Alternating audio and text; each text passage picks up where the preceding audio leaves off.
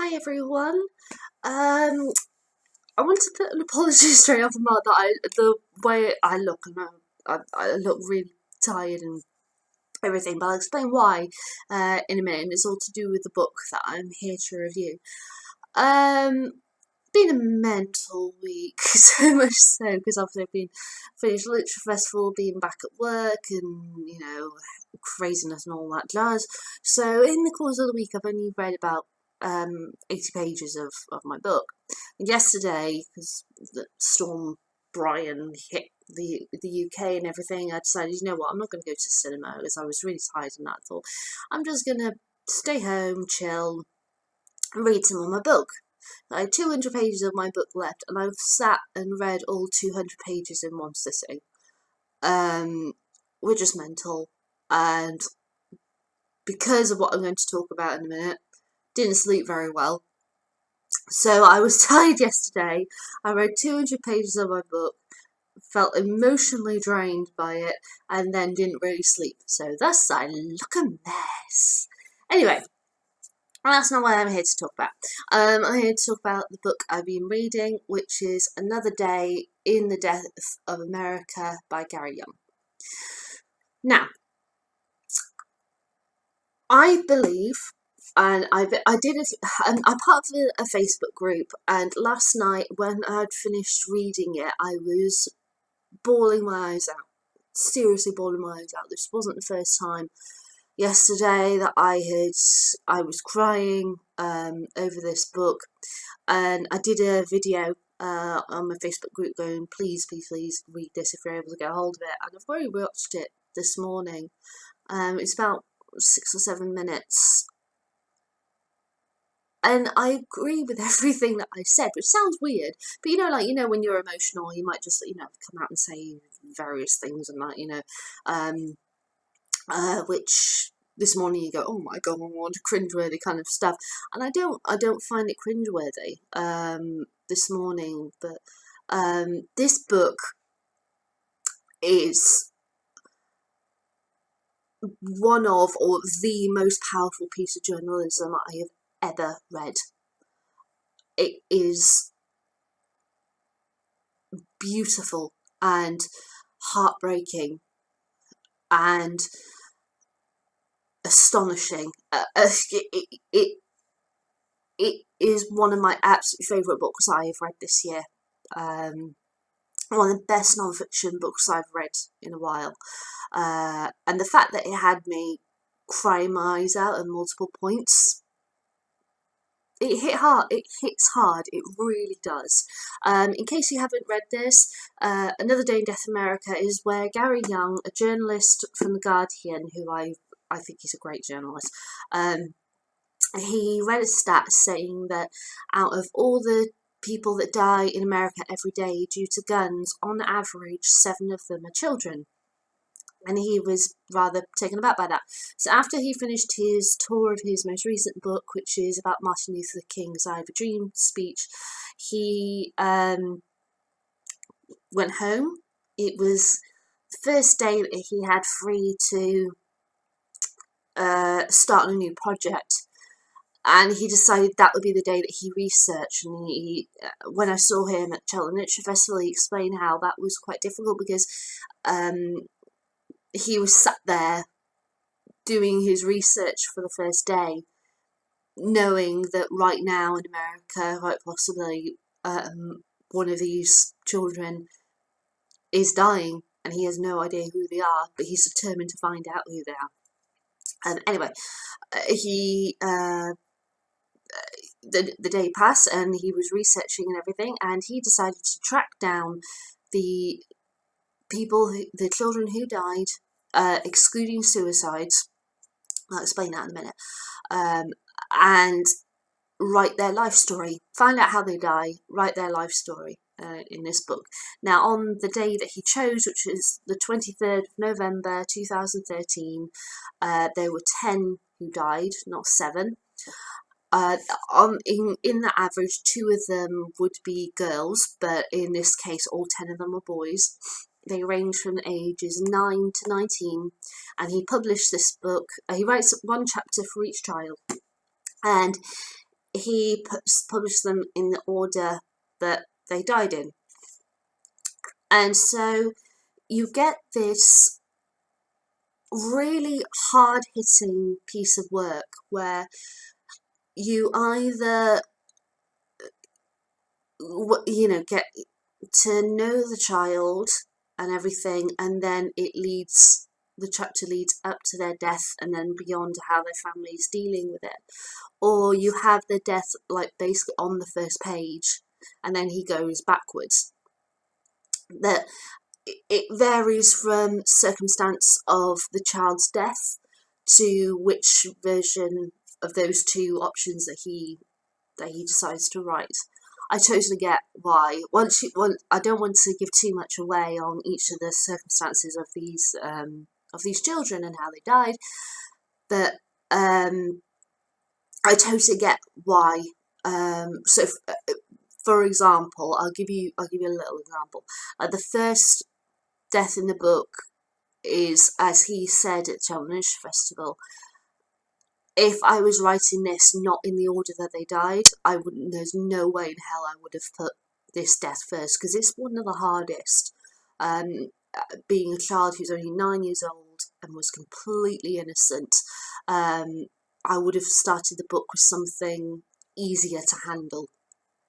And that's Jaden. Jaden, he begins, you begin learning about him, and then you have his death and the aftermath.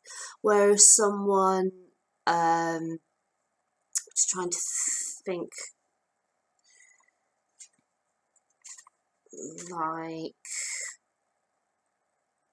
someone like Kenneth, who was the second death. It was kind of, there was so much craziness going on that night. There were so many 911 calls from neighbours around. They were screaming for 911 to come and get them out because they were so terrified. They were having bullets fly through their windows and everything as well. It is pure chaos when Kenneth dies, when he's found lying in the street in the middle of all this bombardment, and you get that bombardment straight off the mark, and then you learn a bit more going on. So yeah, depending on the circumstance of the death, depending on how Gary wrote about them. There were 2 boys where contacting the family was impossible, because what Gary did was that he found as much detail as he could from using newspapers and such to be able to find the names. He then scoured Facebook, Twitter, all kind of social media to find family, friends, teachers, baseball coaches, anyone that he could find who was willing to talk to him. Out of the 10, one family he couldn't find anyone at all to talk to about them. And another child, he managed to track down a grandfather who spoke to him a little bit and said, here's my son's phone number, give him a call. And Gary calls him, which he was the father of the child who died, and he basically said, this isn't a good time right now, I'll call you back tomorrow and we can talk more. And he never called back tomorrow or the following week or ever. When Gary then tried to contact the grandfather again, the grandfather wouldn't talk to him, and he never got a word out of that man again. So, and as he explained, it's not a case of not wanting to have a voice out there. It can be that obviously grief is very complex. As you read throughout this book, the grief of the family and how they deal with this, yeah, it's really tough. So yeah, some it's just a case of their grief was so strong they couldn't handle it. Others, it's as Gary says, they don't want to be found. They just want to carry on, and he totally respected that. So in some of these chapters, because he wasn't able to track down people, are quite short because he's limited to what he can find on social media only, which obviously just focusing on social media is very different than actually talking to people and getting more of an understanding. But at the same time, social media, because it's so vast now, the information that he gets out of it on these two boys, it's really interesting what he finds and such. Now, yeah, so as I said, it's done in the order that they died. It's very hard hitting. It's beautifully written, and as because Gary Younge's English, he moved to America for about 12, 13 years. His wife is American, his two kids are American. He only had one child at the point when he started researching this book, and so the timescale began and everything. And you can, as you read through, you get an understanding of his home life, how he, as a father, being told various things from these grieving fathers and grieving families, and how, I think, relieved he was when they left. They decided to leave America. It was a joint decision, obviously, that him and his wife, to take their children out of America and move back to England. And he dealt with this as, even though he lived in America, as the foreign outsider, because he really, it was so interesting how he said that when he spoke to the families of these victims, he asked them, what do you think the problem is? And not one of them mentioned guns, and that's really interesting, I feel. Once he said, is it guns? You know, after he waited for them to answer, they would go, oh yeah, because it's, you know, the availability and all that. But when asked the question without mentioning the word guns, not one of them thought guns was the issue. That kind of blows my mind, and how America view guns. And as Gary explains in this book, it's like, and he said this at the Literary Festival as well, and now I understood it when he said it at the festival, but I understood it so much more now that I've read this book. He said it's like traffic. If you're a parent whose child, say, gets run down in the street of America, you could say, just as in any country, you could petition to have stop signs or a zebra crossing or some slow down sign, something like that, to make sure that such an accident doesn't happen again. But there will always be traffic. You cannot live without it. It's what it is, and that is how he sees guns in America as. And it's so interesting how he talks about people's presumptions about the victims, because one of them who absolutely broke my heart and had me bawling my eyes out was a boy called Samuel, who was shot at 11:30 in the evening walking down the road with his friend. And the first comment on social media about this, he managed to make it into the press, because nearly all of them didn't. And he has 80 words. That's all he's reduced to 80 words. And the first comment after the article on social media, I think it might be Facebook or something, says, well, what the hell with the family letting him out that late and everything? It's what kind of parents are they? I know I knew where my children were when they were growing up. What the hell were they thinking? It's their fault, basically. And it's, if you look at the reality of the situation, that woman had no idea what she was talking about. Because the reality of the situation, he and his best friend were at his house drinking hot chocolate, or cocoa, should I say, watching a film and playing Uno, and the friend was staying over with his grandmother for the night because they were going to go to church the next day, and his friend lives, or grandmother should I say, he's staying with, was 6 minutes away, and he decided he would walk his friend home and take the 6 minute walk, and during that walk someone just randomly opened fire on them and killed Samuel. And it's like, if that woman knew that story, she wouldn't have said what she said on social media. But it becomes this thing of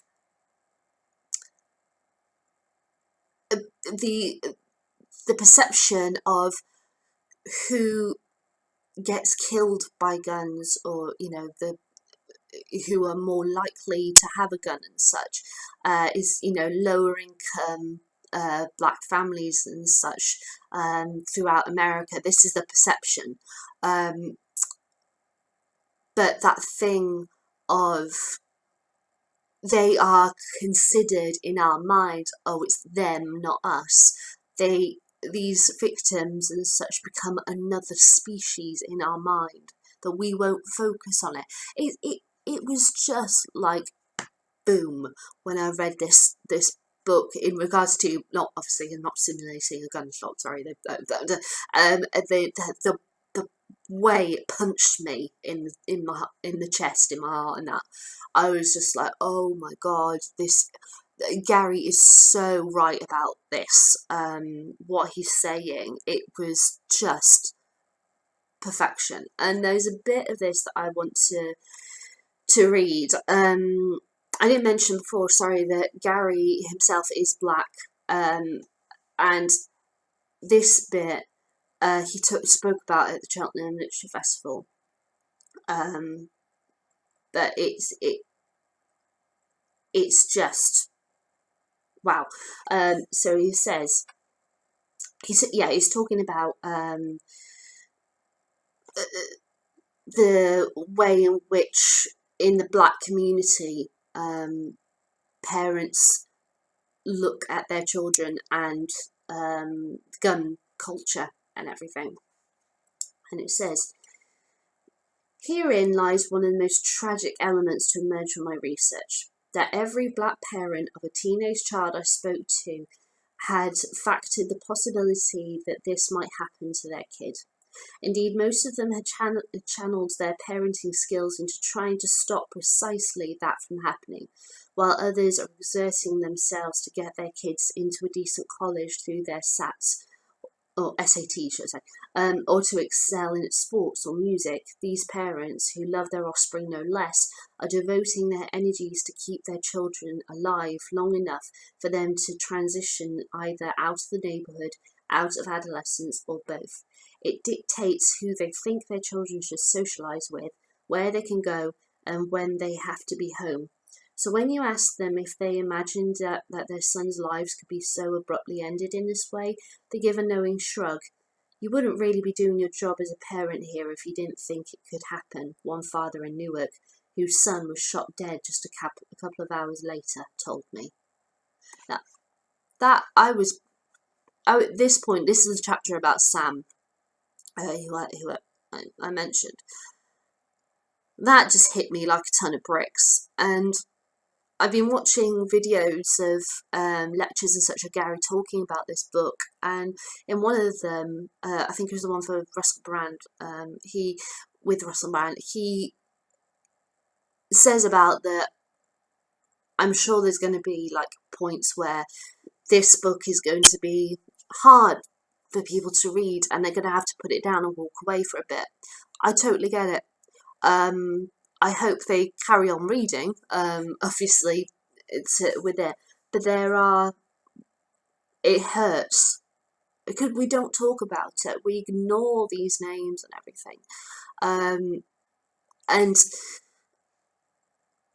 with the weight of it, he said, because the interviewer, it wasn't the Russell Brand one, sorry, it was a different one that I watched. The interviewer asked him about how it felt writing it, and he said the chapter with Samuel was the hardest for me. This was the one where I had to walk away for a few days or a week, because he has translated the 911 calls and everything in this. And Samuel's one, the phone is going back and forth between his mum and his friend, and at one point the 911 operator asks, is he breathing and everything, and then all of a sudden he heard Samuel's groaning, and he was like, oh my god, because in each of the cases that of these children, he's either not heard anything of the child who was shot during the 911 calls, or they were already dead. And this was the first time he heard life from one of them, and it freaked him out. And he had to all of a sudden stop the recording. He just instantly stopped it there and walked away, because that was hard for him to deal with. So I can only imagine that writing this book, which he researched over an 18-month period, was very difficult. And I can only applaud Gary for what he's written. It is astonishing, hard-hitting, heartbreaking, beautiful, so respectful to the families and everything in various cases, and he does indicate it in the book. He's had to change people's names for legal reasons, but even so, he treats everyone with such respect, especially the victims themselves. Like a couple of them, it's very hard for him to write about, because gang violence is a part of this book. And one in particular, he said in one of these lectures that I've watched, and also at the Challenger Festival, it was very hard for him to be sorry, sympathetic is the best word to say, because of they were in a gang and who was gunned down, but he had, from knowledge of people, his family and such, who Gary was able to speak with, they knew that he had killed people. They knew that he'd been involved in, battering of various people. He'd been shot multiple times. He'd been attacked and everything, but it just so happened that this one time at the bottom of a stairwell, he was taken out. And so some of it I can understand is very hard for him, and especially the very first one, 9-year-old, and there's also an 11-year-old as well. But it's so powerful a piece. I think it's something that we need to talk about. And if I think about it, over the course of the week that I've read this book, another 70 children, at least 70 children, have died in America because of guns. And we don't know their names. We probably never will. It was just thinking of that is so harsh and so cruel to think of. And because of the issue that it's something that happens so often, unless it's something like really crazy, they don't get coverage in the news. They might get in the local news, like Samuel should I say, sorry. He got those 80 words, that was a one local newspaper that printed that. All the others didn't make national news or anything, because it's just they're so used. It has to be something massive in order for it to get in the media, and then when it gets into the media, guns, the sales of guns goes up, because people are like, oh my gosh, we need to protect ourselves, and it's not helping the problem, it's making it worse. But I really feel powerful pieces like this need to be written. There was a woman at the festival who stood up and said, I'm an American, I own a gun because I don't feel safe on the streets and everything. And she actually said these specific words, you have written the wrong book. And everyone was like, what?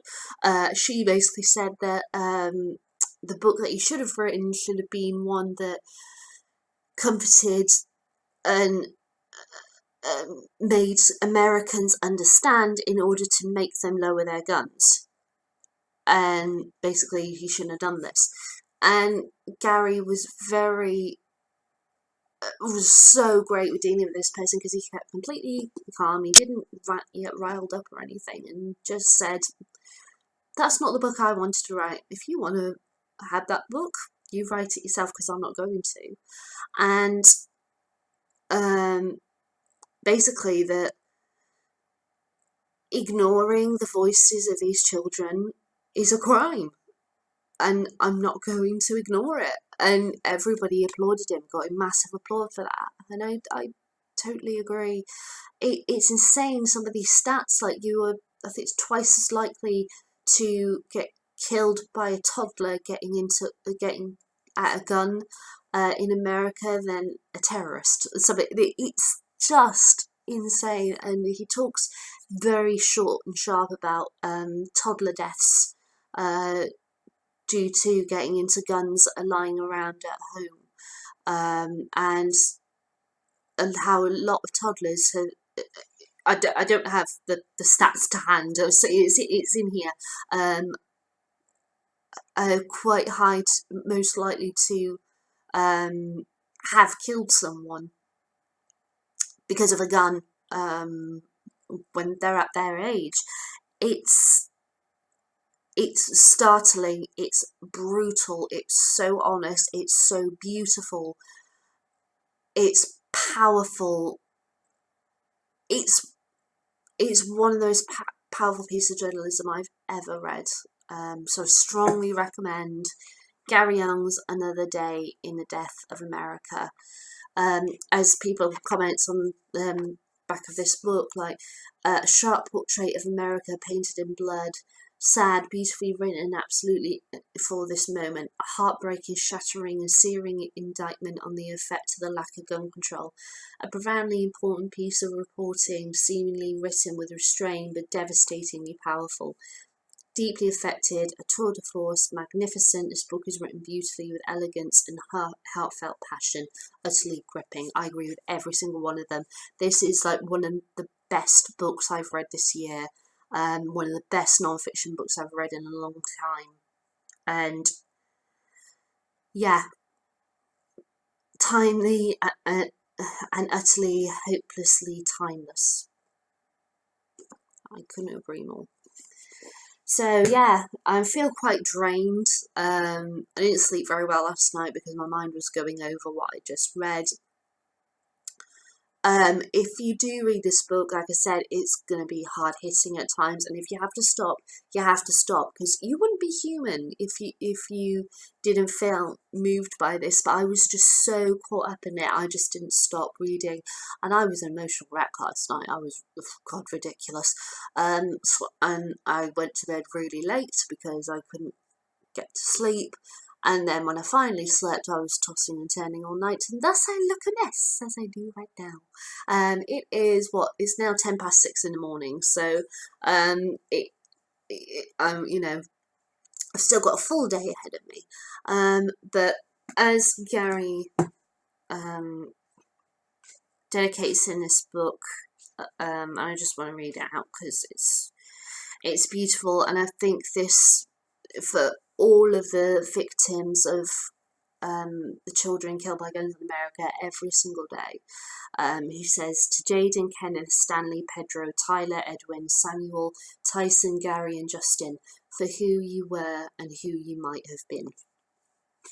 I'm sure his dedication would have been the same for every single child in America killed by guns, or shot by guns as well and such. And as said, that if he chose a different day, he would have had a completely different book. The randomness of these kind of crimes in America is so shocking and powerful that I'm so happy that, although we won't know the names of nearly every single child victim of gun violence, we know 10 of them. We know about them, who they were, how people perceived them versus how they truly were, and they're here. So listen. Alright then guys, that's what I thought of Another Day in Death America by Gary Younge. I hope you enjoyed this review. You can leave a comment in the comments box below if you'd like to. If you've read this book, I'd love to know what you thought of it as well. Or you can give me a thumbs up or a thumbs down to let me know what you think. Entirely up to you on each side. And I will be back shortly to announce what fiction book I'm going to be reading next. Alright then guys, bye.